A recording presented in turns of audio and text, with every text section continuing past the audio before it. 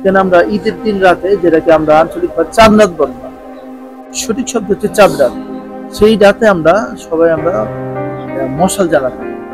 আমাদের একটা কালচারের মতো ছিল, আমরা মশাল জ্বালাতাম রাতে। আমরা ছোটবেলা থেকে দেখতাম, যখন আমি 3, 4, 5 বছর ছিল তখনও দেখতাম যে বড়রা এই কাজগুলো করে, মশাল জ্বালাতো। রাত 2টা 3টা বাজে মশাল জ্বালাতো, জ্বালাতে জ্বালাতে একটা পর্যায়ে গিয়ে ফজরের ওয়াক্ত যখন শুরু হতো, ফজর আজান দিত, তখন সেই মশালগুলা সবাই নিভিয়ে ফেলতো। ছোট ছোট ছেলেরা, বড় বড় ছেলেমেয়েরা সবাই সম্মিলিতভাবে বাসা বাড়ির থেকে ঈদের আমেজ নিয়ে সবাই বের হতো সকালে। এক জামা কাপড় পরে, হাতে হাত ধরে, একটা অন্যরকম একটা ফিলিং ছিল সেই সময়টাতে। এবং প্রত্যেকটা বাড়ির দরজায় গেটে গেটে দেখতাম যে খাবারের পসরা, তারপরে মেলার মতো নানান বাঁশি, নানান জনের শব্দ, বাঁশি এবং প্রত্যেকটা ছেলেমেয়েরা আমরা সহ বাড়ি বাড়ি বাড়ি বাড়ি, এই বাড়ির পোলাপান ওই বাড়িতে যাই, এই বাড়ির পোলাপান ওই বাড়িতে যাই, যে একটা দৃশ্য ছিল। আমি হঠাৎ করে একবার মুন্সিগঞ্জ গেলাম ঈদ করার জন্য, 14 বছর পরে। যদি আমি ঢাকাতে ঈদ করে, আমার ফ্যামিলি সবাই ঢাকাতে স্থায়ীভাবে থাকি আমরা।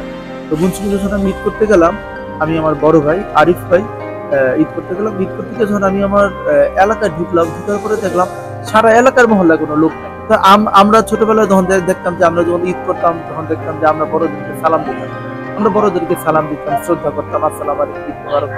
আমি যে এলাকায় ঢুকলাম এত বছর পরে, আমি তো একটা বয়স হয়েছে আমার, আমাকে এই রাস্তার মধ্যে জিজ্ঞেস করলো না কেমন আছে, কারণ রাস্তায় কোনো লোকই নেই, প্রত্যেকটা বাচ্চা মোবাইল হাতে। তখন আমি আমার এক সম্পর্কে, দুই সম্পর্কে এক চাচাকে জিজ্ঞেস করলাম যে চাচা, এই অবস্থাটা কেন?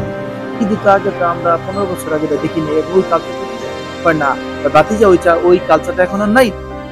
এখন ঘরে ঘরে সবাই মোবাইল, ঘরে ঘরে মোবাইল। আমি কি মানিটা কি? ঘরে ঘরে মোবাইল।